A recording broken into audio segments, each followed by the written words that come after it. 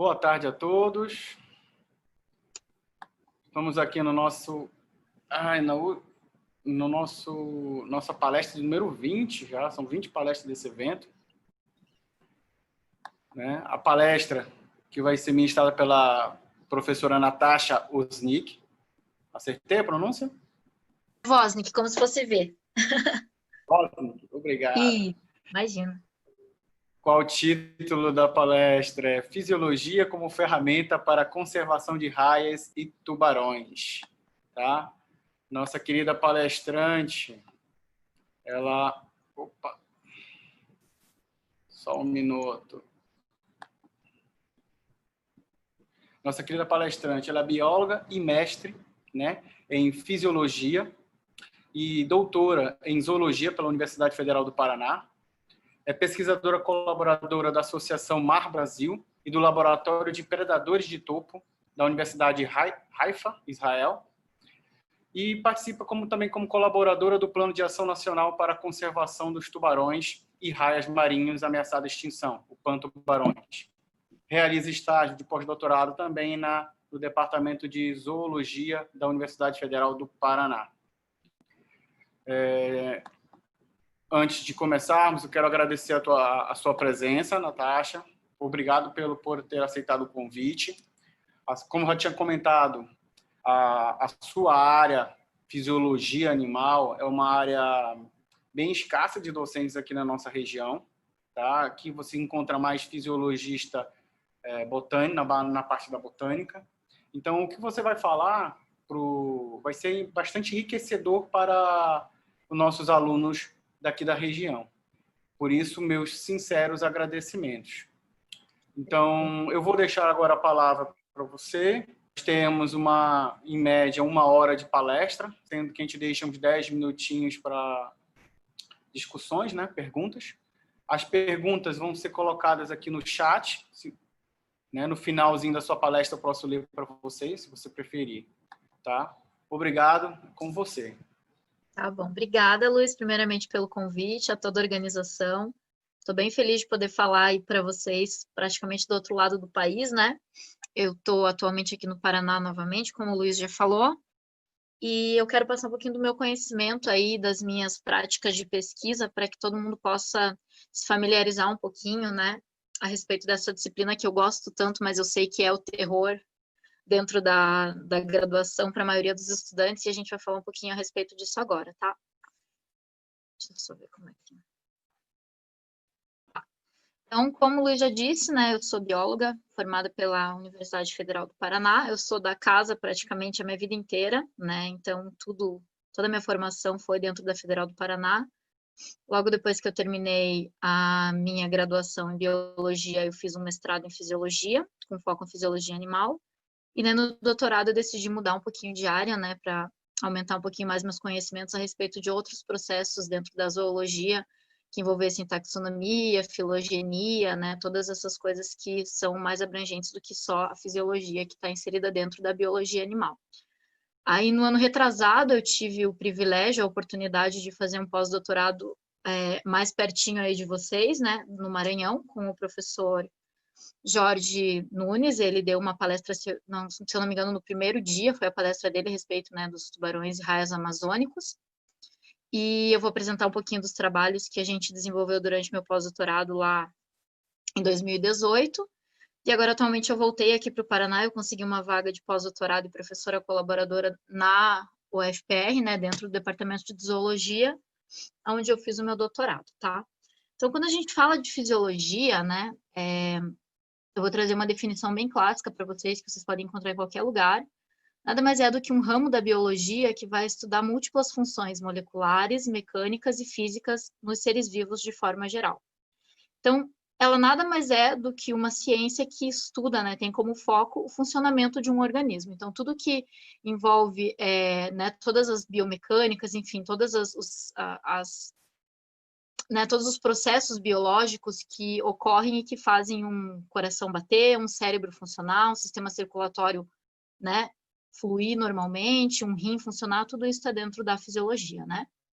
e ela é dividida em duas grandes áreas, né? A fisiologia vegetal, como o professor disse aí, é onde vocês têm mais foco de estudos, né? Na universidade de vocês, e a fisiologia animal, que vai abranger tanto a fisiologia animal propriamente dita, né? Com seres vivos selvagens, de cativeiro, espécies exóticas, enfim, tem uma gama de estudos que a gente pode realizar de fisiologia considerando as espécies de animais mesmo, e a fisiologia humana, que eu não sei se, eu não, infelizmente, desculpa, foi erro meu, eu não olhei a grade de vocês na biologia, como que ela funciona, mas aqui, tradicionalmente, a gente tem, então, teve na minha época, a gente tinha uma fisiologia humana, que era uma disciplina, e depois a gente entrava na fisiologia comparada, que daí trazia todas essas outras, né, outros braços da fisiologia numa análise um pouco mais complexa.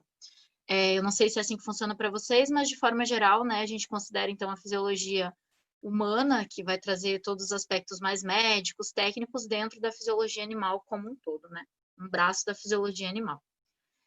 Quando a gente fala de fisiologia, eu acredito pela minha experiência e também dos meus colegas na época de graduação e até mesmo hoje que eu tenho contato com alunos né, minhas alunas de mestrado, doutorado, eu não oriento pessoas da graduação, mas eu tenho contato com alunos da graduação ainda. Eu acredito que o maior desafio no aprendizado da fisiologia é justamente porque... Vocês conseguem ver o meu mouse aqui mexendo? Alguém pode só me avisar no microfone, porque eu estou sem o chat aberto. Sim, dá para ver. Então tá. Então, o grande problema, ao meu ver, né, como a fisiologia é ensinada hoje dentro da faculdade, é que a gente divide esses sistemas de forma muito compartimentalizada, né? Então, a gente vai estudar toda a parte de funcionamento circulatório, funcionamento muscular, por exemplo, funcionamento renal, funcionamento gastrointestinal, cerebral, do sistema nervoso central de forma geral, e os periféricos, né? Simpático, parasimpático, a gente estuda isso tudo muito compartimentalizado. Então, fica muito difícil a gente conseguir entender como que isso se junta, né? Como um todo dentro de um organismo e como todos esses sistemas, esses órgãos, eles se unem para gerar todas as funções fisiológicas, biológicas, enfim, que são compatíveis à vida, né? Então, ao meu ver, o grande problema da fisiologia dentro do ensino, né, enfim, ensino superior no nosso país hoje, não só no nosso país, é o fato de que os alunos eles não conseguem pensar fora da caixa, né? A gente vê a fisiologia como uma matéria extremamente complexa, difícil, com muito conhecimento, muita coisa para decorar. E aí, quando a gente divide, né, essa disciplina nessa questão de estudar sistema por sistema de forma separada, eu acredito que fica muito difícil para o aluno que não tem muita familiaridade com o tema conseguir entender como que essa disciplina ela pode se aplicar, né, num ramo futuro de trabalho, por exemplo, e até mesmo na conservação, como a gente vai falar hoje. Outro grande desafio no aprendizado é quando a gente entra nessa questão de existirem disciplinas que são de fisiologia comparada, né? Que eu acredito que a grande maioria das federais tragam na grade dessa forma. Pelo menos aqui para o Sul é assim. Sul e Sudeste eu sei que é assim. Acredito que no Maranhão também era assim. O fato da gente ter que... A gente tá lá na graduação penando pra caramba, tendo um monte de disciplina, tipo, tendo que aprender uma porrada de coisa, e a gente cai na fisiologia e aí a gente tem que ter na nossa cabeça todas essas... A gente tem que conseguir entender todas essas funções, todas essas, né, esses sistemas, tudo numa forma comparada. Então, se você já tem a dificuldade de entender sistema por sistema, da parte tradicional de ensino, né, falar do sistema nervoso, depois sistema digestório, quando você chega no nível comparativo, que a disciplina traz dentro da faculdade, fica ainda mais difícil, porque se você não entender o básico do básico, quando você vai evoluir para comparar filos, ordens, enfim, né, vai comparar um invertebrado com vertebrado, acaba ficando mais difícil. E o que a gente tem é justamente isso, né, uma disciplina de 6 meses, normalmente, que você tem que aprender praticamente tudo sobre invertebrados, e quando você chega em vertebrados, que a coisa complica um pouquinho mais, porque tem mais hormônios, tem mais processos bioquímicos, biofísicos, acaba que vira uma confusão na cabeça do aluno, e a única coisa que o aluno se preocupa, basicamente, é em decorar todo aquele conteúdo para poder tirar nota suficiente para passar naquela disciplina. E esse é um grande problema, porque nesse contexto, a fisiologia ela acaba se tornando um trauma para muitas pessoas, né? Então, eu acredito que quando o Luiz fala que existe não apenas no ensino uma carência muito grande, né, aí para cima, eu posso dizer para vocês que dentro das áreas de pesquisa existe uma carência muito grande de profissionais que estejam dispostos a trabalhar com a fisiologia. Claro que a gente tem no Rio Grande do Sul grupos de pesquisa muito importantes de fisiologia animal, em São Paulo também, mas se você considerar Brasil como um todo, assim, são poucos os grupos de pesquisa que de fato usam a fisiologia, né, como principal ferramenta de estudo. Isso é uma pena, porque a gente vai ver um pouquinho como a fisiologia ela é importante para diversos estudos que não são necessariamente de fisiologia aplicada, né?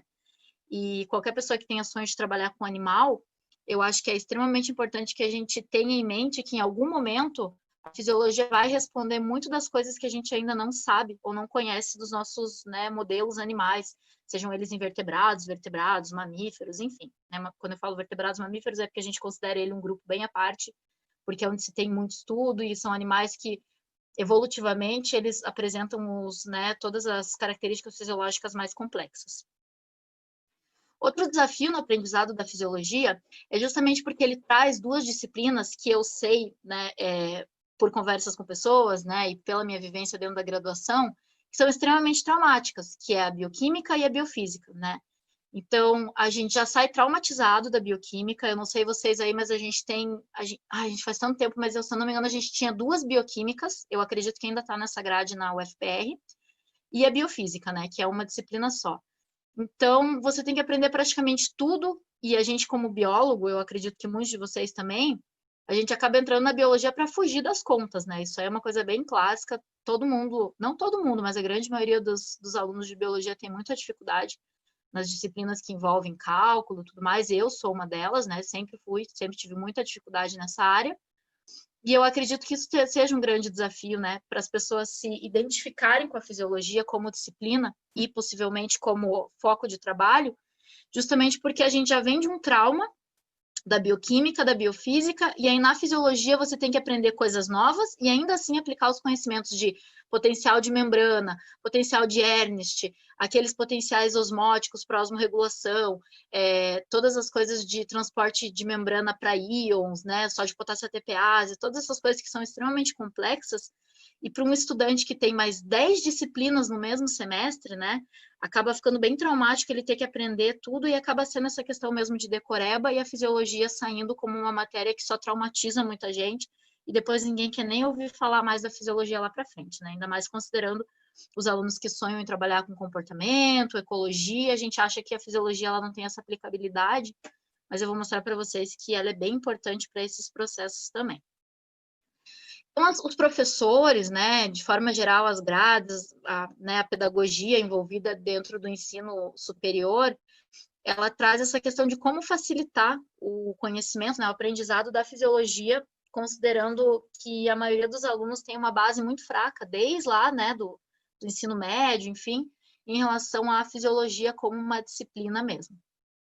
Uma das formas, e isso eu estou falando pela minha experiência aqui, né, que eu tive na graduação, e a forma como eu tento passar esse conhecimento para os meus alunos, é tentar dividir, primeiramente, os animais, né, em organismos aquáticos e organismos terrestres. Por quê? Porque, por exemplo, quando a gente considera a fisiologia e a importância dela para a sobrevivência, distribuição das espécies, né, no nosso atual cenário, considerando mudanças climáticas, enfim, tudo, os processos que vão ditar a sobrevivência e a distribuição dos animais aquáticos são diferentes dos animais terrestres. Por exemplo, a coisa mais importante para um animal aquático, dentro da fisiologia, é a osmorregulação, porque é justamente a osmorregulação que vai controlar como o meio vai estar influenciando, né, todos os processos bioquímicos, orgânicos de forma geral dentro desse animal, né? A perda de água, ganho de água, perda de íons, ganho de íons, enfim. Já nos animais terrestres, como o nosso caso, a gente tem todo esse processo osmorregulatório restrito a um único sistema, que é o sistema renal, né? O sistema de filtração renal, enfim. Então, tudo que a gente tem de dependência com a água, tirando, obviamente, né, a necessidade de se hidratar, e como a pele ela se desidrata e perde água através do suor e tudo mais, mas, de forma geral, esse processo fisiológico, a osmorregulação, ela se torna mais restrita. Então, ela não é determinante na nossa distribuição, apesar de ainda ser muito importante para a nossa sobrevivência. E, por outro lado, né, se a gente considerar os animais terrestres, a gente tem que lembrar que a incidência de raios solares, né, da radiação ultravioleta em organismos que vivem na Terra, ela é muito maior do que organismos que estão dentro da água. Então, a gente, como organismo terrestre, a gente tem um maior desafio, assim pode-se dizer, a questão da termorregulação, que é outro processo fisiológico que vai determinar todas essas questões de distribuição, principalmente. Isso se torna mais, né, importante nesses cenários de mudanças climáticas, porque a fisiologia ela se torna muito importante, por exemplo, para a gente determinar, através de modelagem, como que os organismos eles vão se distribuir em cenários futuros, né, de aumento de temperatura, redução do pH, né, do mar, enfim, tem todas aquelas previsões que a gente pega nos reportes do IPCC, e através disso, né, através dos dados fisiológicos de tolerância, evolução dentro dos processos fisiológicos, a gente pode prever como que as espécies vão se comportar. Então, essa é uma forma de contornar, ao meu ver, o problema do ensino da fisiologia, né? Para que os alunos consigam compartimentalizar, mas ao mesmo tempo unir em grupos, né, os conhecimentos que vão ser gerados para que a gente consiga, então, começar a criar uma história, né, dentro da nossa cabeça para conseguir adequar todos esses conhecimentos que vão ser adquiridos ao longo dessa disciplina, que infelizmente é de 6 meses apenas, né, num contexto mais geral.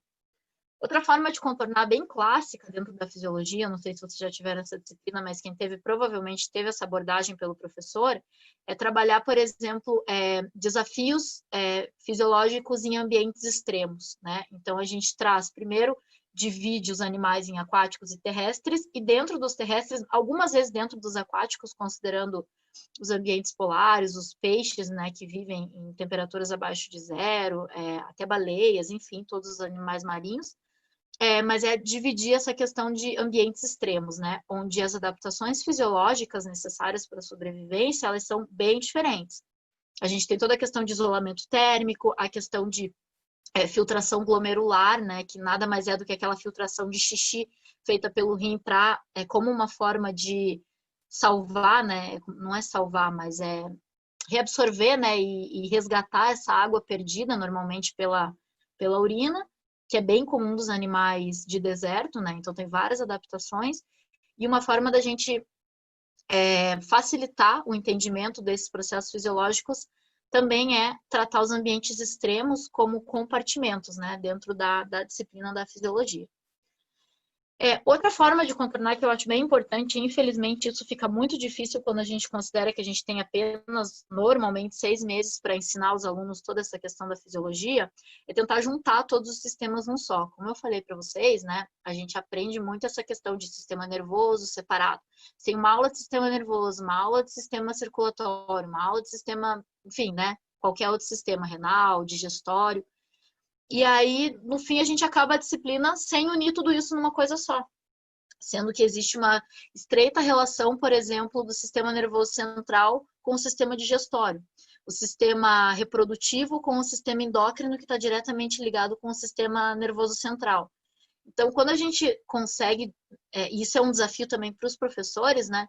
Conseguir unir todos esses conhecimentos ao fim da disciplina, para que o aluno entenda que nenhum dos sistemas, né, que a gente tem no nosso corpo, os animais têm no corpo deles, funciona de forma separada, isolada, né? Todos eles são conectados, seja pelo sistema circulatório ou pelo sistema nervoso central, através das sinapses, né, dos potenciais elétricos das membranas e tudo mais.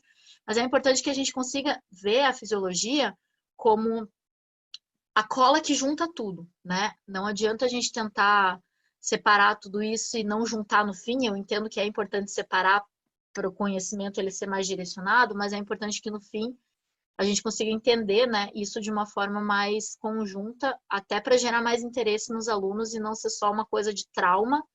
Tipo, eu odiei estudar sistema endócrino, mas a gente tem que entender que o sistema endócrino tem uma importância muito grande, até mesmo para outras disciplinas que vêm um pouco mais para frente, ou até mesmo na sua carreira como biólogo, pesquisador no futuro, trabalhando com zoologia, enfim, ecologia, áreas mais abrangentes de conhecimento. E vem aquele famoso, né, clichê que todo mundo já está cansado de ouvir, né, mas eu percebi depois que eu vim para o lado de cá, que eu era até um pouco tempo o lado do aluno, e hoje eu faço parte, né, de um quadro docente, que quando eu era aluna eu achava esse papinho muito de pedagogo, paz e amor e tal, mas a interdisciplinaridade ela é extremamente importante. E quando a gente vira professor e pesquisador, principalmente, a gente começa a perceber o quanto que unir não apenas disciplinas, áreas de conhecimento, mas unir pesquisadores também, né? Ter um grupo de pesquisa forte, cada um com suas especialidades. É importante a gente saber que, como pesquisador, a gente vai ter várias limitações.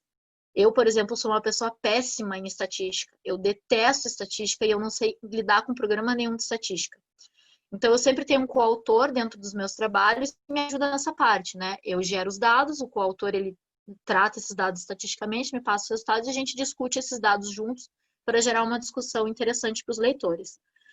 Então, eu acho muito importante, né, a interdisciplinaridade não apenas nesse contexto de educação, da gente conseguir fazer com que o aluno entenda que, no fim, tudo se junta, principalmente dentro da biologia, né, que, no fim das contas, todos os processos, eles acabam caminhando para o mesmo local, né, e tem a mesma importância, a mesma aplicabilidade, enfim, mas levar isso para a nossa vida como pesquisador também, né, que a gente precisa ter nos nossos estudos, abranger tudo que a gente puder. Eu acho muito importante e muito interessante como leitora de artigos, consumidora de artigos científicos, eu acho muito legal quando eu pego um artigo de fisiologia aplicada e o cara lá no fim, mesmo que seja num parágrafo bem pequenininho, ele fala a respeito de ecologia, de conservação, de filogenia.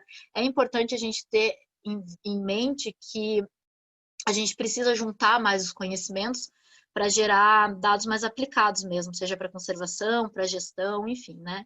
Então, apesar de a gente achar esse papo meio clichê de ser interdisciplinar e tudo mais, vocês vão ver que não apenas no estudo da fisiologia, né, que é de a gente trazer todos esses conhecimentos, e eu acho muito legal, porque a minha professora de fisiologia, que foi quem me, né, fez eu me apaixonar pela fisiologia e acabou sendo minha orientadora por 10 anos, ela fazia uma coisa muito interessante para tornar a fisiologia mais atraente, que era passar documentários, esses documentários da BBC, da NetGeo, que mostram, por exemplo, justamente animais de ambientes extremos. E aí, dentro daquele conhecimento ali, né, daquela interdisciplinaridade de trazer a ecologia, né, os desafios presa a predador, enfim, vários conceitos, ela ia explicando ao longo do dia, né, enfim, da disciplina ali do dia, todos os conceitos de fisiologia que estavam incluídos. Então, essa eu acredito que seja uma forma de contornar esse desafio, que é fazer com que os alunos se interessem pela fisiologia, não apenas para passar na disciplina, né, tirar a nota mínima para passar, como também aplicar esses conhecimentos no futuro. Então, falando disso, né, de interdisciplinaridade, de tornar esse assunto mais interessante, mais digestível para os alunos, né, de forma que eles consigam entender que a fisiologia ela se aplica em muitas áreas, eu trouxe alguns exemplos bem básicos para vocês, principalmente para quem não tem muita afinidade com fisiologia, mas ama comportamento, ecologia, enfim, por exemplo, de coisas clássicas que a gente estuda dentro da fisiologia, que tem tudo a ver com as outras áreas. Por exemplo, padrões migratórios, que é uma coisa super de comportamento e ecologia. É algo que se estabelece a partir de processos fisiológicos, que são aqueles relógios internos, né, que a gente tem em ciclos biológicos. Parece... Oi. Oi. Que tinha travado aqui a tua internet. Que parte? Voltou já? Voltou. Que parte que parou? Você estava começando a falar sobre essa nova visão. Ah, então tá. Não, então só para, né, voltando um pouquinho. A questão da nova visão é a gente conseguir entender que a fisiologia, ela tem uma base, na verdade, todos os outros estudos têm uma base muito importante na fisiologia, como, por exemplo, os padrões migratórios das aves.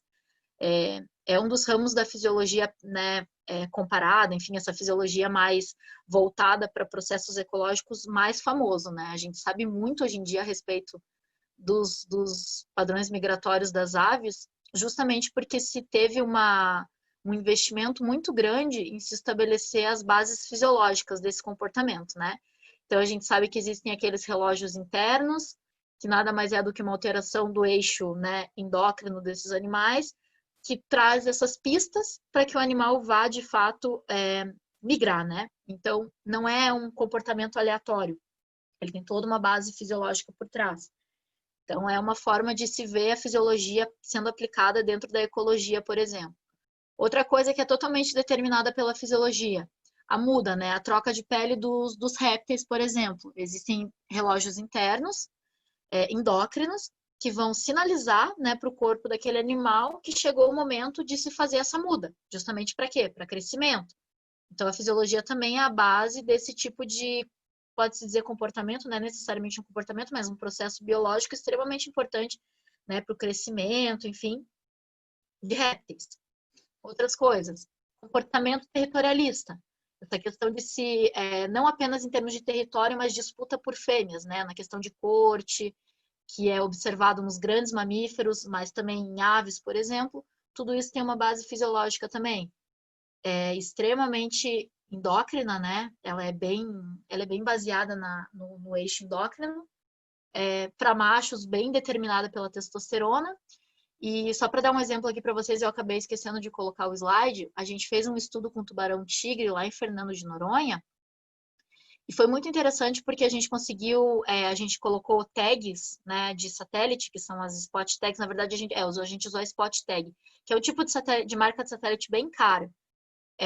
Ela funciona como se fosse aquele colar por rádio em vertebrados que o pessoal usa em campo, né, para, enfim, tigre, leão, essas coisas assim, mas ela é utilizada para animais aquáticos, né? Então você prende esse tag na nadadeira do animal e você consegue ter em tempo real toda a movimentação dele por GPS, né, através de um sistema de satélite. E a gente conseguiu fazer uma relação, a gente conseguiu observar uma relação dos movimentos de migração dos tubarões-tigre em relação aos hormônios desses animais. Então, de forma geral, assim, claro que isso é um estudo bem recente e com poucos dados ainda, né, que precisa ser evoluído para de fato comprovar essa teoria. Mas os tubarões-tigres juvenis que têm altos níveis de testosterona, eles são residentes em Fernando de Noronha. E os tubarões-tigre que têm níveis de testosterona mais baixos, eles tendem a migrar, sendo que alguns deles migram lá para a África, para vocês terem uma ideia. E isso está justamente relacionado, provavelmente, né, relacionado com a influência da testosterona no territorialismo desses animais. Então, quando o animal tem altos níveis de testosterona, como é o caso de leão, tigre, enfim, eles tendem a ser mais agressivos, né? Isso aí de forma geral, mas não se aplica a todos os casos. Então, é possível que nos tubarões-tigre e tubarões de forma geral, a testosterona ela esteja sendo, né, um fator determinante para territorialismo e decisão de migrar. Justamente porque não compensa você competir por um território quando você tem um macho muito agressivo, competir por recurso. Então, para eles, provavelmente compensa muito mais migrar para outros locais, mesmo que seja para outro continente, do que continuar ali gastando energia competindo com esse outro macho que tem altos níveis de testosterona. Então, outra questão bem interessante de estudo comportamental, de ecologia, onde a fisiologia é base. Outra questão muito, muito importante, né, que a fisiologia tem uma importância muito grande, hibernação, uma coisa super característica, né, de alguns animais, e está totalmente relacionado também aos relógios internos, né, e processos fisiológicos que permitem que esse animal entre nessa estiagem, né, que seria redução dos batimentos cardíacos, redução da taxa respiratória, redução do metabolismo de forma geral, e existem outros processos fisiológicos, né, que devem ser levados em consideração, como aumento do estoque energético meses antes, né, então ele acumula mais gordura, enfim, tudo mais, para poder entrar nesse processo de hibernação. Tudo isso é determinado pela fisiologia, só para vocês verem como a fisiologia ela é extremamente importante para se entender padrões, né, em relação a diversas outras áreas de pesquisa. Mas assim, eu não tenho interesse em trabalhar com comportamento, eu não tenho interesse em trabalhar com zoologia, filogenia, ecologia, eu quero trabalhar com conservação. Meu sonho é trabalhar com gestão pública, aplicada à conservação dos animais, né, sejam eles selvagens, seja para mitigação dos impactos de espécies invasoras, enfim. E aí, nesse caso, como que a fisiologia vai se aplicar? É justamente através de uma disciplina, eu posso chamar de disciplina, mas na verdade ela é uma linha de pesquisa, né, que está crescendo muito. Ela é bem tradicional e ela está se dividindo cada vez mais, que são as ciências da conservação, né? E elas podem ter várias bases, né? Ela pode ser uma ciência que traz a filosofia, a parte mais social, o manejo e a política de recursos naturais, monitoramento ambiental, a medicina veterinária, ela está dentro das ciências de conservação quando ela é aplicada para esse objetivo, biogeografia e a questão da fisiologia, né? Então, dentro da literatura, quando a gente vai ler a respeito de conservação, né, como os dados biológicos eles são aplicados para a conservação, a gente tem o termo biologia da conservação trazido pela primeira vez na literatura em 1960, né? Então, vocês podem ver que é uma ciência muito recente, considerando quão tradicional e antigo é, né, a história natural, ciências naturais. E o termo fisiologia, ele só é trazido para as ciências de conservação nos anos 90. E sempre, naquele primeiro momento, focado em espécies ameaçadas. Então, a fisiologia, ela vinha como uma ferramenta pra, né, de gestão e conservação no contexto de espécies ameaçadas única e exclusivamente lá nos anos 90. E foi apenas em 2006 que a gente tem, então, a criação, né, a publicação pela primeira vez do termo fisiologia da conservação, que é o que eu trabalho atualmente, né? Eu estou especializando cada vez mais nesse tema, apesar de interesse em trabalhar com isso, né? Então, só, eu vou trazer aqui uma pequena definição que esse artigo, que foi publicado em 2006, inclusive hoje existe uma revista chamada Conservation Physiology, infelizmente ela é uma revista paga, é bem caro para publicar nela, então ela ainda só ficou nos meus sonhos, eu não tive a oportunidade, né, de publicar nada nessa revista, mas então a gente tem essa definição, né, que a fisiologia da conservação ela é o estudo das respostas fisiológicas de organismo frente a alterações antrópicas ambientais que podem causar ou contribuir para o declínio populacional. Ou seja, é usar a fisiologia como uma ferramenta para tentar entender como os impactos antrópicos vão reduzir as populações a ponto de levar esses animais, né, um risco, né, uma ameaça de extinção. Então, é assim que a fisiologia da conservação é vista na sua primeira caracterização dentro da literatura. Então, só para trazer aqui para vocês um pequeno panorama de como funciona, né, como são divididos os estudos de fisiologia da conservação, vocês podem ver que a maioria absoluta dos estudos é com mamíferos. Por que com mamíferos? Porque a gente sabe que quando se fala de conservação, os mamíferos são os animais mais visados, né? Primeiro, porque são extremamente carismáticos, então é muito fácil de dinheiro para financiar os estudos nessa questão. E também são animais chamados K-estrategistas, né? Eu não sei se vocês já viram isso na universidade, mas o K-estrategista ele é um animal que tem crescimento lento, fecundidade baixa, uma prole muito pequena, né? Um desenvolvimento gestacional muito longo. Então, são animais que sofrem muito impacto, né, pelas atividades humanas, porque eles são como nós, eles demoram muito para crescer, eles demoram muito para se reproduzir, eles têm poucos filhotes. Então, qualquer animal que seja tirado da natureza, ele realmente vai fazer uma diferença na população como um todo, né? Então, esse é um dos motivos pelos quais os mamíferos são, né, assim, num panorama geral, são muito ameaçados de extinção e tem muito interesse nessa questão de fisiologia da conservação.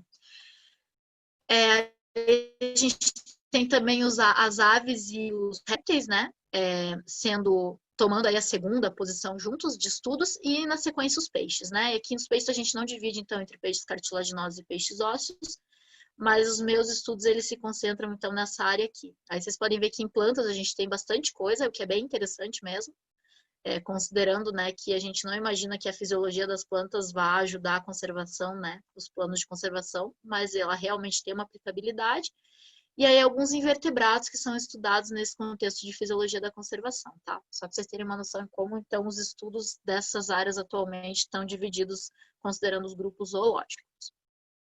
Eu vou trazer o exemplo mais clássico para vocês a respeito de como a fisiologia ela se aplicou à conservação, né, num passado relativamente recente. Eu não sei se vocês já ouviram falar do DDT, alguns de vocês podem ser muito novos para terem vivido a época desse... Eu acredito que até... Eu não vivi essa época, mas assim, né, não é tão antigo a ponto de eu não ter familiaridade com esse tema. Mas ele era um composto químico extremamente nocivo, né, que era utilizado em larga escala aí por diversos países, enfim, né, para controle de pragas e tudo mais. E ele foi extremamente prejudicial porque ele causava uma série de problemas, né, alterações de ordem reprodutiva, ou seja, ele de alguma forma entrava na corrente sanguínea, enfim, dos organismos. E existe um grande problema quando você tem um composto químico tóxico que é intergeracional, né? Ele passa para a prole, porque se ele só afeta aquele indivíduo que entrou em contato com aquele composto, ok, não é tão grave. Mas quando ele se liga ao DNA do animal a ponto de ser transferido para os seus filhotes, isso se torna um problema. E esse foi o caso do DDT, né? Aqui eu vou mostrar uma foto para vocês dos ovos, né? O que acontecia quando fala de ordem reprodutiva é que, de alguma forma, o DDT, ele transformava, né? Ele reduzia muito a calcificação dos ovos das aves. E o ovo ficava muito sensível, muito fininho mesmo. E quando as fêmeas iam incubar os ovos, quando elas deitavam em cima dos ovos, elas quebravam todos os ovos. Isso foi um grande problema, inclusive para a águia americana, que quase foi extinta da natureza justamente nessa problemática do DDT. Porque quando você tem 1, 2, 3 gerações de filhotes, né? 3, 4, 5 períodos reprodutivos, onde você não gera filhotes viáveis justamente porque você quebra os ovos e mata esses filhotes antes que eles nasçam, né? Estejam prontos para eclodir, você tem uma redução populacional muito, muito extrema, considerando que são predadores de topo, né? Então, importantes para a regulação trófica de forma geral, né? E isso foi um grande problema nos Estados Unidos, então foi um composto banido aí. Demorou bastante para o Brasil banir. Ele deu origem a esse livro muito, muito famoso. Existem 2 livros que eu acho que qualquer biólogo deve ler.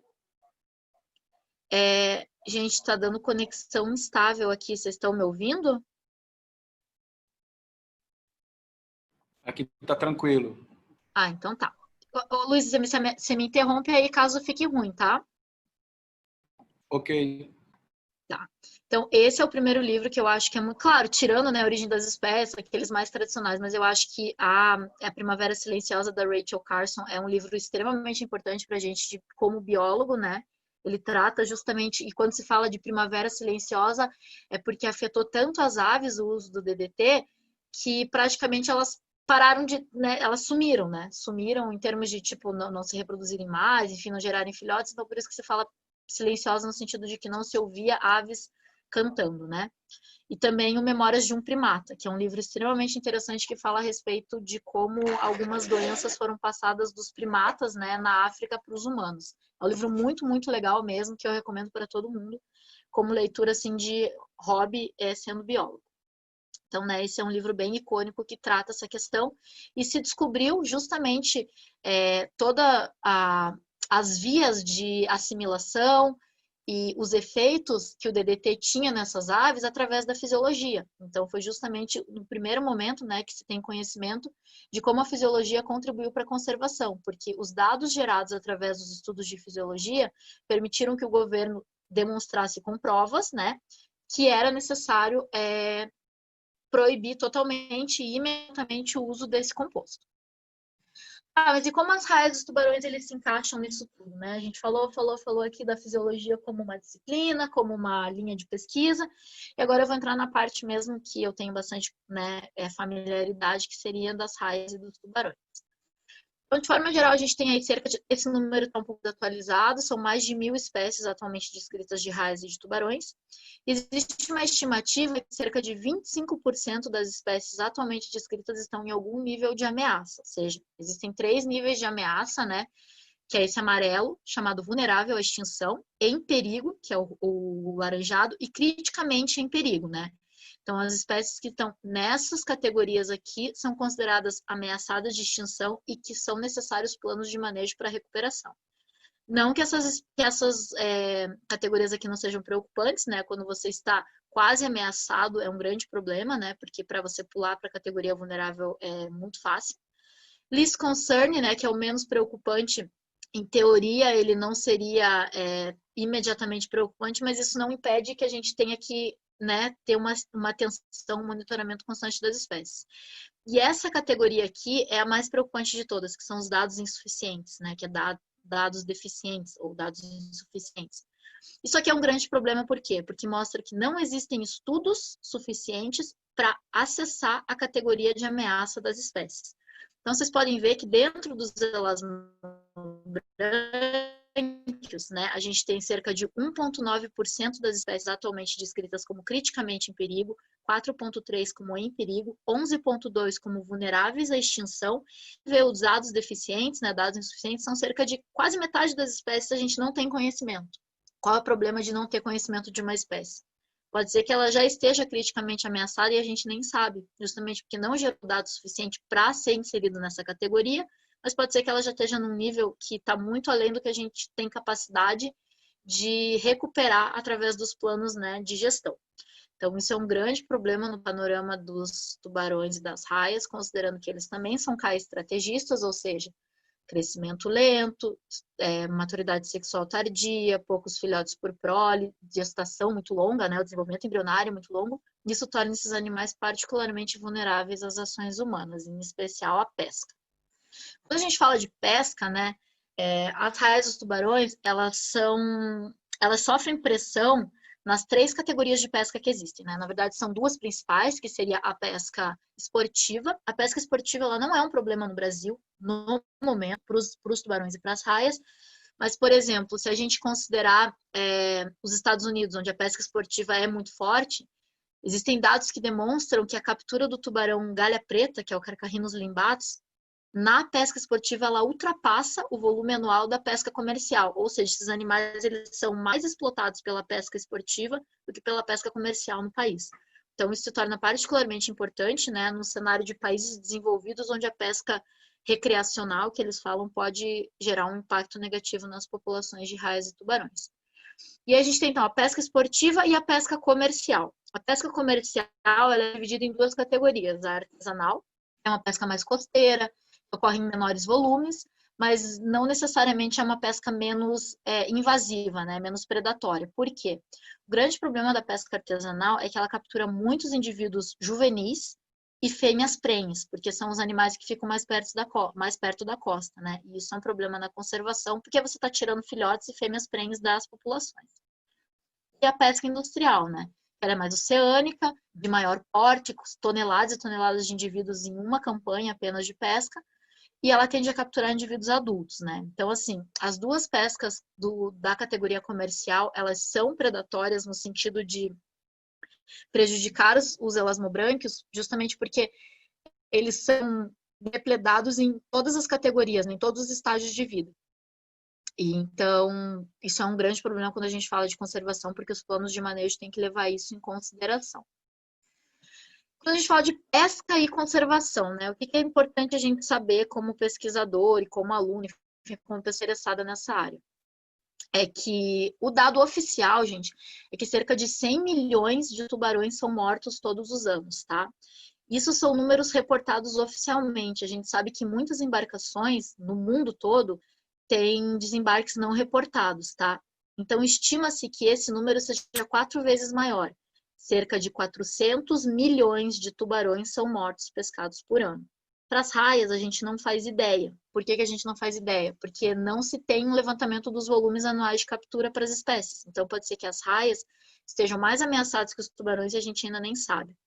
Outro problema, bycatch. O que é o bycatch? A pesca incidental, ou seja, quando você não tem a intenção de capturar aquele indivíduo, mas ele ocorre na mesma região de indivíduos de interesse comercial. Então, eles vêm, não chega a ser acidentalmente, porque de fato você sabe que vai capturar aquele animal, mas ele não é o seu foco de pesca, né? Cerca de 50% das capturas de raias e tubarões, gente, é incidental. Então, vocês podem ver, se torna um desafio muito grande para a conservação, considerando que muitas espécies, muitos animais, eles são capturados sem que seja aproveitado a carne, enfim, daquele animal. Ele simplesmente não tem valor comercial e ele é pescado e morto, né, sem ter um aproveitamento socioeconômico envolvido, né?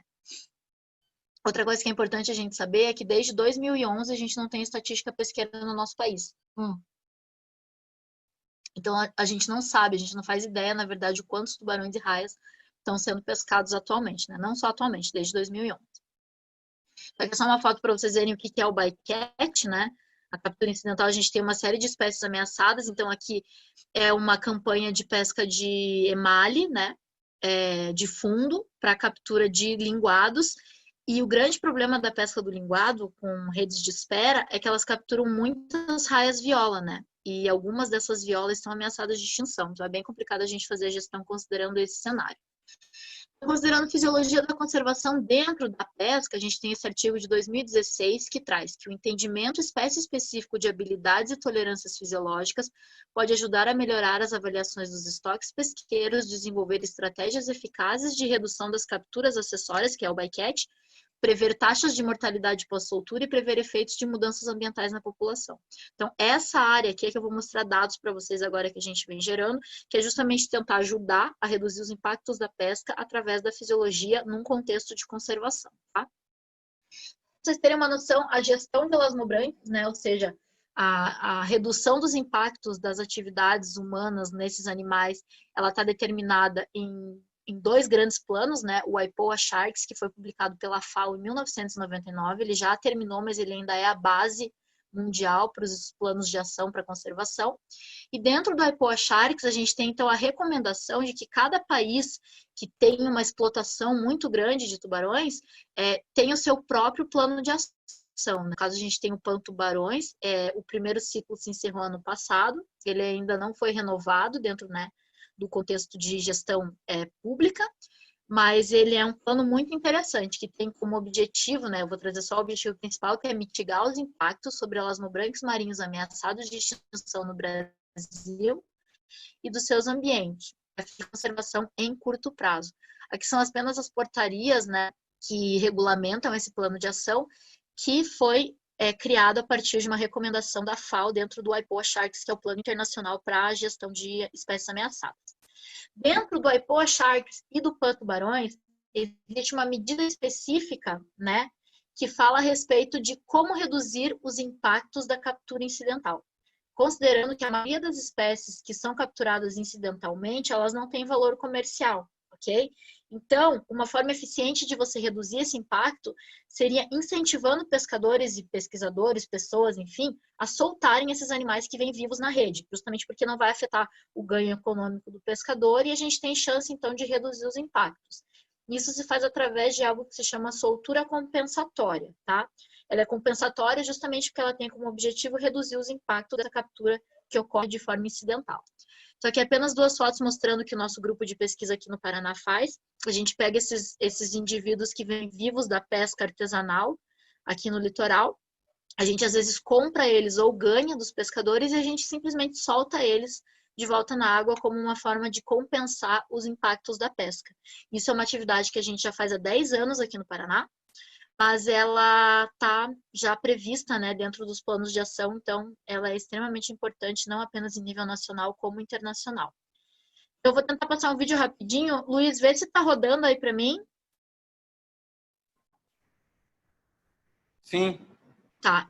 Então aqui é a minha aluna Renata, ela é uma aluna de doutorado e ela está com uma raia viola, uma Pseudobatos persellens, tá? É uma espécie que ela não é ameaçada de extinção ainda, mas ela está caminhando para esse... E se é que não é, na verdade, porque a gente não tem dados, né, mais atualizados, mas alguns pesquisadores acreditam que, de fato, ela já está ameaçada. Então, a gente faz uma coisa bem tupiniquim mesmo, mas, assim, totalmente sem recursos, sem patrocínio. Isso é uma atividade que a gente desenvolve por conta própria. Toda vez que a gente trabalha lá no litoral, uma vez por mês, o que vem vivo nas redes, a gente pega com os pescadores e, por conta própria, entra no mar para soltar esses animais, tá? A gente já soltou cerca de 700 animais, talvez um pouquinho mais. Pode ser pouco, né? Mas considerando que qualquer coisa importa, a gente está bem feliz com os resultados que a gente tem gerado aí para conservação ativa desses animais.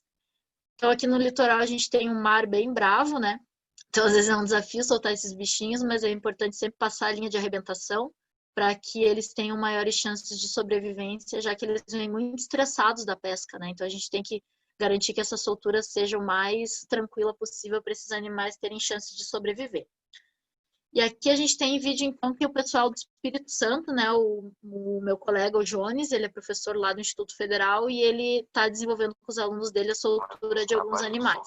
Então, aqui é um aluno dele soltando um filhotinho de raia viola. Não vai até o fim, mas só para mostrar para vocês que a soltura compensatória ela está sendo feita, né, em algum Brasil por livre e espontânea vontade, sem recursos, enfim, como uma forma que a gente tem de ajudar esses animais. E aqui é o Jones, que é o professor, né? Só vou passar um pouquinho. Ele com duas raias viola da cara curta, é uma espécie que eu trabalho bastante, que é as Apteryx brevirosa. Vocês não têm ela aí para cima. O limite de distribuição é Rio de Janeiro. Não, desculpa, Espírito Santo, obviamente, porque a gente está vendo, né, o vídeo. Mas não tem reporte dela acima do Espírito Santo. Então, pegou o animalzinho ali do arrasto de camarão. Lá é um pouquinho mais fácil, porque o mar é um pouquinho mais tranquilo, aí solta o bichinho, e a gente faz isso por conta própria em alguns locais do Brasil para tentar ajudar aí dentro desse objetivo proposto pela FAO e pelo Plano Tubarões. Mas e como saber se essa medida de simplesmente pegar os bichinhos e soltar funciona? Porque não adianta nada a gente soltar os bichinhos sem saber se eles vão sobreviver, né? Porque daí a gente fica com a consciência tranquila aqui, achando que fez uma coisa legal, mas não sabe se de fato é justamente através da fisiologia que a gente consegue saber se esse animal tem chances ou não de sobreviver a essa soltura. E também entender quais são as consequências, né, da pesca, do estresse da pesca sobre esses animais. Eu vou mostrar rapidamente alguns estudos que a gente já desenvolveu que estão publicados e alguns que ainda estão em fase final de escrita para serem submetidos para as revistas, tá? Esse estudo ele fez parte do meu doutorado, ele foi desenvolvido em parceria com o pessoal da Universidade de Wollongong, eu não sei nem falar lá na Austrália, e também na Universidade da Tasmânia, tá? Então, essa aqui é a raia viola do fuço curto, que eu mostrei para vocês, as Asterix brevirostris, é a minha espécie principal de trabalho aqui no Paraná. Primeiro, porque eu amo ela, segundo, ela vem viva, né, no desembarque da pesca artesanal, então é uma das espécies que a gente tem como trabalhar vivo. E terceiro, porque ela é vulnerável de extinção, né, e ela está dentro do Plano Tubarões como uma das espécies que a gente tá, antes que ela seja extinta. Então, aqui eu vou mostrar rapidinho um vídeo feito pelo professor Getúlio, da Universidade Federal do Maranhão. Essa aqui é uma raia potamotrigo, uma raia de doce que vocês têm aí. Desculpem se vocês acharem o vídeo um pouco visceral demais, né? Então, eu já peço desculpas porque é bem traumático.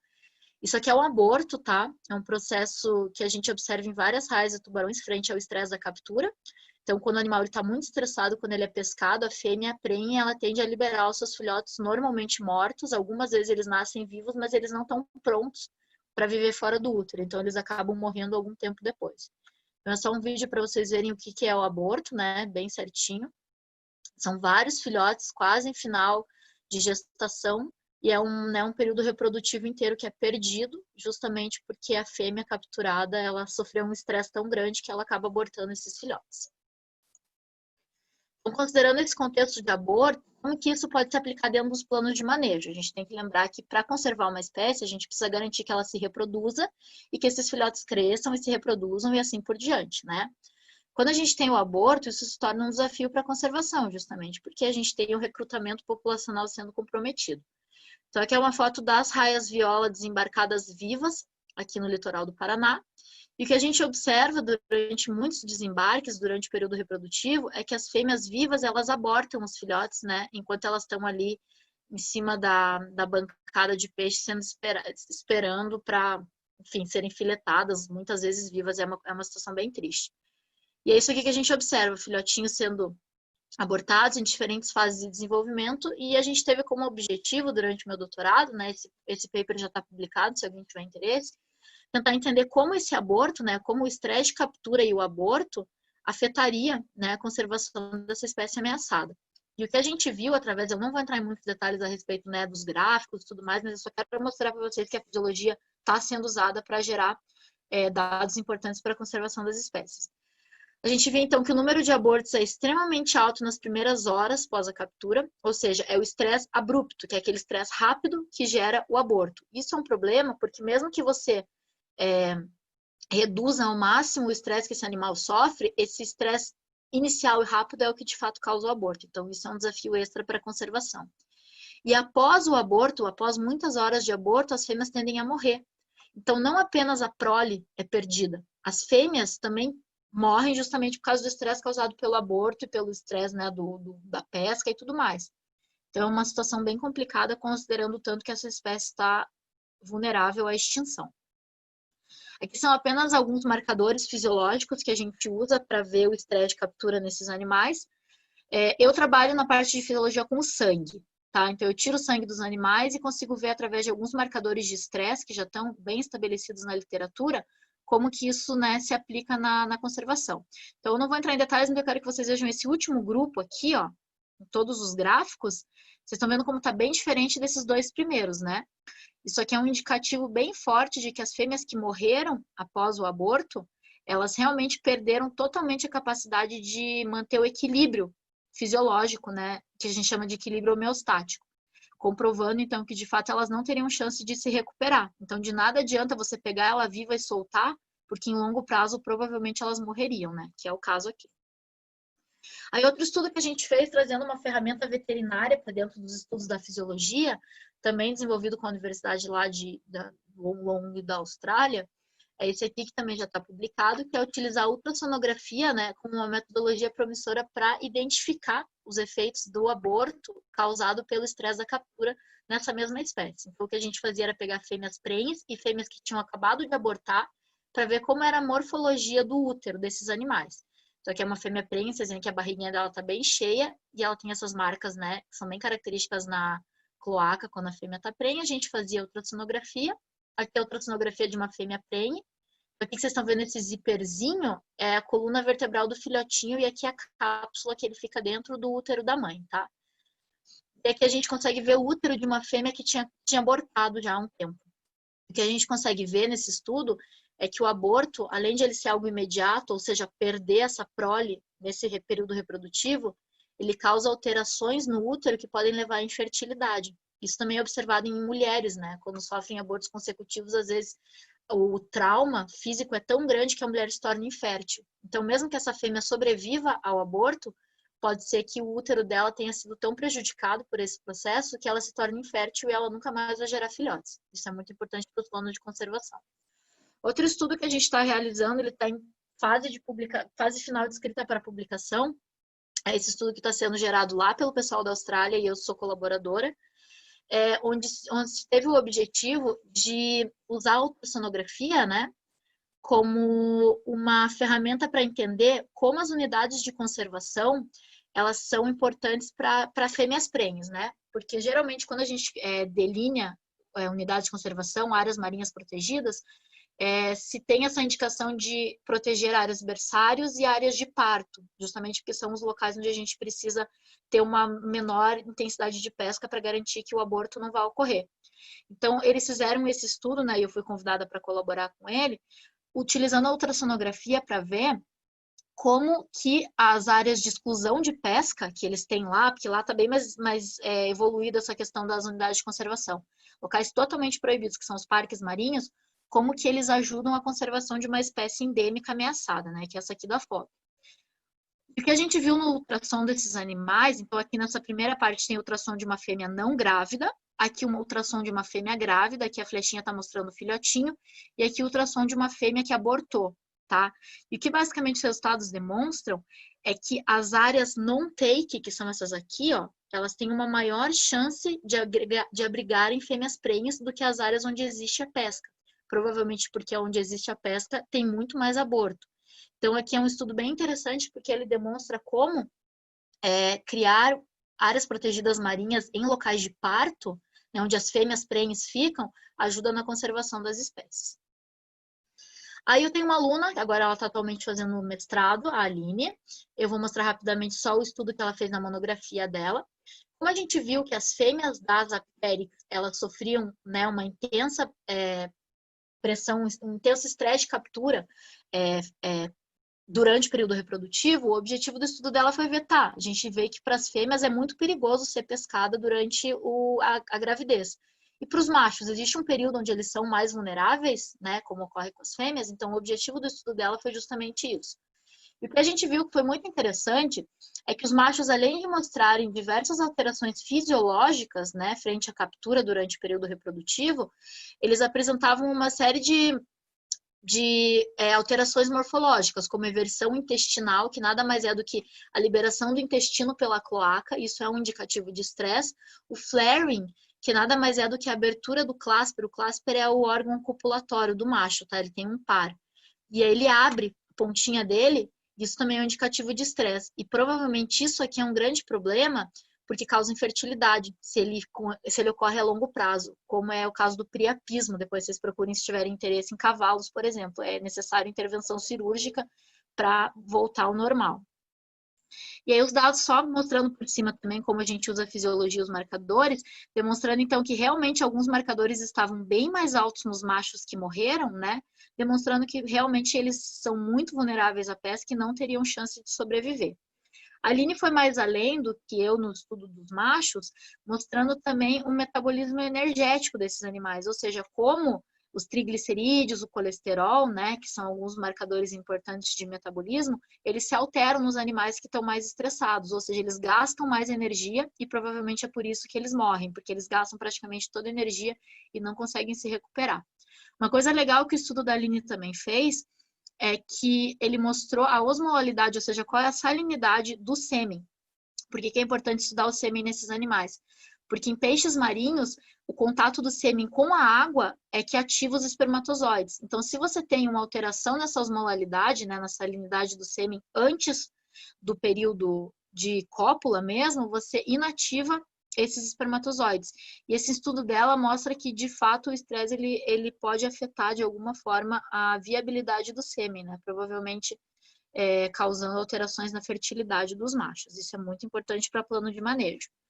Daí a gente fez uma comparação entre machos e fêmeas. Eu não vou entrar em detalhes aqui, mas o que eu quero que vocês tirem de conclusão aqui é que a gente conseguiu ver que existe uma resposta sexo-dependente na fisiologia desses animais. Ou seja, o plano de manejo dessas espécies para conservação, ele tem que considerar não apenas o período reprodutivo, como também as diferenças fisiológicas dos machos e das fêmeas dentro do período reprodutivo. O que a gente viu aqui, spoiler para vocês, é que os machos eles são mais sensíveis que as fêmeas. E isso não é novidade para vertebrados. Tem muitos grupos, né, de vertebrados onde os machos são mais sensíveis que as fêmeas mesmo.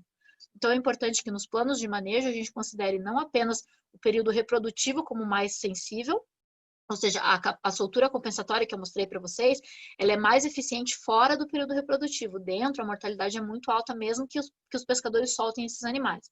E os machos são mais sensíveis, então a gente tem que fazer plano de manejo considerando essa diferença. E a outra coisa que a Aline está fazendo agora no mestrado dela, a gente já viu para as fêmeas o que acontece, para os machos, e agora ela vai ver para os filhotes. A gente quer entender o que acontece com os filhotes quando eles são abortados. Basicamente, ela já tem 28 fêmeas que foram monitoradas, 8 abortos e um parto prematuro, né? Não vou trazer muitos detalhes, mas o que eu quero mostrar para vocês aqui é uma fêmea abortando, também aqui é um filhotinho, né, com a cápsula ovígera. Basicamente, o que acontece, aqui são só alguns resultados preliminares, mas o que eu posso falar para vocês é que os filhotes, eles provavelmente morrem antes de serem abortados, tá? Na grande maioria das vezes. Claro, quando o filhote nasce vivo é parto prematuro, e a gente está conseguindo caracterizar o que acontece fisiologicamente para eles morrerem. E provavelmente o que acontece é a falta de oxigênio no líquido uterino. O oxigênio baixa tanto que o filhote morre asfixiado e aí ele fica retido dentro da mãe e a mãe, por algum motivo, né, que a gente ainda não entende a parte de endocrinologia, ela libera esses filhotes para tentar aumentar as suas chances de sobrevivência. Outro impacto muito grande que a pesca tem na fisiologia e na parte reprodutiva de raias é justamente o que a gente chama de distocia, tá? A gente tem esse artigo publicado para a raia ticonha. A distocia nada mais é do que a incapacidade da fêmea de dar à luz. Ou seja, o filhote já está pronto, já passou da época de liberar esse filhote, e a fêmea não consegue por vários motivos. Isso é um problema porque geralmente o filhote ele morre dentro do útero da fêmea e muitas vezes a fêmea morre por causa disso. Então, em cativeiro isso acontece bastante, mas no cativeiro eles conseguem fazer cesariana, enfim, né, reduzir o impacto da distocia. E a minha aluna Renata, ela observou esse evento pela primeira vez num animal de vida livre, né? Então, ela conseguiu acesso a essa ticonha que era gigantesca, né? Um animal de 15 quilos que foi capturado pelos pescadores. E quando ela teve acesso, ela viu que o filhotinho estava aqui, preso e não conseguia sair. Pra vocês terem uma ideia, era um filhote gigantesco aqui, só para vocês terem uma noção, né? Comparando com uma pessoa. Aqui é os dados do filhote, realmente um animal muito grande. Então, é possível que a fêmea não conseguiu dar à luz a esse filhote, justamente porque ele era muito grande e porque ela era muito velha. Então, a contração, né, a musculatura do útero, ela não é mais tão eficiente para expulsar esse filhote. E o que ela fez foi ver justamente os parâmetros fisiológicos para tentar entender o que acontece. E só dando um spoiler para vocês aqui, o fósforo e o lactato do filhote era extremamente alto. Então, provavelmente o filhote morreu antes, né? E a fêmea, na sequência, justamente por toda a problemática de se carregar um filhote morto dentro do útero. Alguns estudos que a gente realizou agora com tubarões, tá? Eles já estão publicados para quem quiser. Eles foram desenvolvidos durante o meu doutorado sanduíche, que eu tive a oportunidade de fazer lá na Universidade de Miami. E eu utilizei uma câmera térmica, que também é uma tecnologia relativamente nova, para tentar entender como a exposição à luz solar, né, durante a pesca, principalmente a questão da pesca esportiva, que eu falei para vocês, ela afeta, né, a termorregulação, ou seja, né, a dinâmica térmica dos tubarões. Esses são os 2 artigos que já estão publicados a respeito desses dados. Depois, se alguém tiver interesse, eu posso passar eles também. E aqui só para mostrar para vocês alguns exemplos das fotos que eram geradas por essa câmera, só explicando que a paleta de cor está invertida, então os mais verdes e os azuis são mais quentes e os vermelhos são os mais frios, tá? Então aqui a gente tem um cabeça chata, que é o Carcharrhinus leucas, e aqui um Sphyrna levine, que é uma das espécies de tubarão martelo, que são os dados que a gente gerou. Então, nessa primeira fileira aqui, vocês vão ver diversas espécies de tubarões no momento em que eles foram retirados da água e aqui 5 minutos depois, tá? Então, a gente tem diversas espécies que foram analisadas, aqui outras espécies analisadas. E o que a gente viu de dado, né, em relação à influência da radiação solar, ou seja, como que a radiação solar direta, porque esses animais, eles não têm evolutivamente uma pele, por exemplo, preparada para receber a radiação solar direta. Então, influencia bastante na sobrevivência desses animais essa exposição ao sol, mesmo que eles sejam liberados com vida um tempo depois. Então, os tubarões martelo, o que acontece é que a cabeça deles esquenta muito e muito rápido. Isso é um problema para a conservação, porque se você tem um aquecimento do cérebro e dos olhos, isso pode gerar uma mortalidade maior. E diversos outros padrões, que eu não vou entrar em detalhes, depois eu posso passar os papers para vocês, mas o que a gente conseguiu gerar de dado interessante foram grupamentos funcionais através de uma estatística, mostrando que os tubarões lixa respondem de uma forma ao sol, os tubarões galha preta de outra forma, os tubarões cabeça chata de outra, os martelos de outra e todas as outras espécies de outra.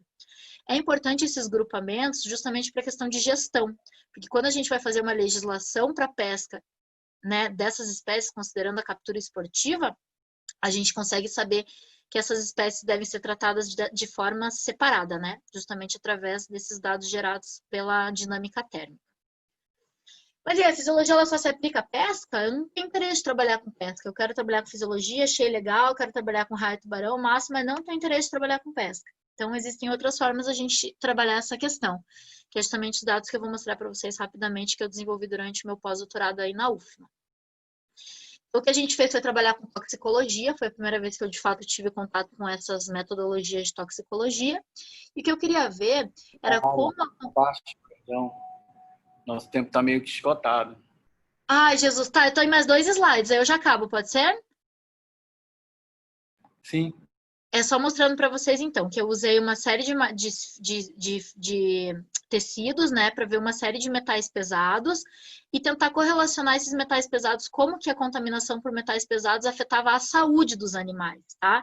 E os resultados, eles basicamente mostram, eu vou pular todas essas coisas aqui, essa aqui que é mais importante, de fato, a contaminação por cobalto, molibdênio, ferro e mercúrio afeta o funcionamento das brânquias, do fígado e da glândula retal. Ou seja, além de contaminação afetar a gente que consome essa carne, afeta também a saúde dos tubarões. Essa é outra forma que a fisiologia pode se aplicar fora da pesca. E a evidência de maior vulnerabilidade nessa espécie extremamente endêmica e criticamente ameaçada, o tubarão coati, eu não sei se vocês já ouviram falar. É uma espécie, né, de tubarão endêmico aí do litoral amazônico, criticamente ameaçada. E o que a gente conseguiu observar nos nossos estudos, utilizando, né, os marcadores fisiológicos e comparando com outras espécies, é que, de fato, esses animais são mais vulneráveis. E o Luiz sabe disso, né? Ele trabalha com essa parte de genética, é que essa espécie possui uma diversidade genética muito baixa. Então, é possível que a fisiologia dele seja mais prejudicada justamente por isso. E é isso, pessoal. Desculpa, obrigada. Eu sei que eu falo demais, estourei total, me perdoem. Não, foi uma excelente palestra, né, Natasha? Que bom, obrigada pela oportunidade. A gente está com o tempo meio esgotado, mas eu vou passar aqui algumas perguntinhas, né? O povo estava querendo ter o e-mail, mas já está aí na tela, o pessoal vai bate um print. Gente, desculpa, eu não coloquei meu e-mail, mas vocês entrem em contato pelas nossas redes sociais do grupo de estudos, que daí o pessoal passa o e-mail para vocês, tá? Isso. Tem uma pergunta legal aqui do Otávio, que ele faz essa seguinte pergunta. Professora Natasha, gostaria de saber se junto à captura desses animais há um trabalho de educação ambiental com os pescadores. se há algum trabalho de orientação em casos de captura acidental desses animais. A gente, inclusive, está com um paper submetido agora, demonstrando os nossos resultados, considerando a educação ambiental com os pescadores, de como mudou tanto as atividades de captura e soltura, quanto a ajuda que eles dão para a gente nas pesquisas, né? A inserção dos pescadores na pesquisa. Então, a gente está desenvolvendo, sim, faz 3 anos que a gente está com a comunidade inserida nos estudos. Beleza. Natasha, muito obrigado. Aquele primeiro momento lá onde você comenta a ideia de fisiologia, os traumas que dá, eu acho que ajudou muito os participantes aqui. Se você puder acompanhar o chat, o pessoal se viu mesmo nessa situação aí. Não, eu sei, gente, eu acho tão triste justamente porque é uma matéria tão linda e todo mundo sai traumatizado. Aí a gente tem pouquíssima gente que... Nossa, tem 322 mensagens, mas é tudo nome a maioria, né?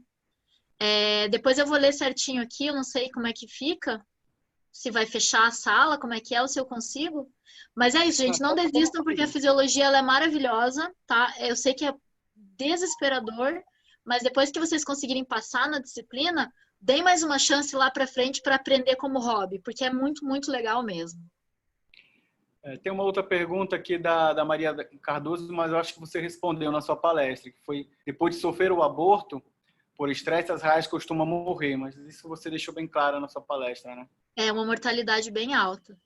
O Douglas só falou a questão da falta de aulas práticas, eu também acho um grande desafio, é bem importante a gente ter, só que tem toda essa questão de você matar animais para estudo, né? Isso é uma coisa bem polêmica, eu não concordo com isso, eu acho que não é um momento certo. Mas existem muito modelo animal 3D, coisa assim, que talvez facilitaria bastante, sabe? Mas é um desafio que a gente, como Universidade Federal Brasileira, precisa trabalhar ainda, infelizmente. Então tá. Muito obrigado, Natasha, pela Obrigada, participação. gente. Adorei, viu? Tá? Às 6 horas tem a próxima. Eu convido todo mundo eu só vou fazer uma coisa rapidinho. Eu vou colocar o meu e-mail no chat aqui, tá? Se alguém quiser, eu tô colocando. Coloca. Aí vocês me mandam lá. Mais fácil. Obrigada, gente. Boa palestra. Desculpa passar, viu? Tchau, tchau. Beijão. Excelente. Obrigado. Tchau. Tchau, tchau.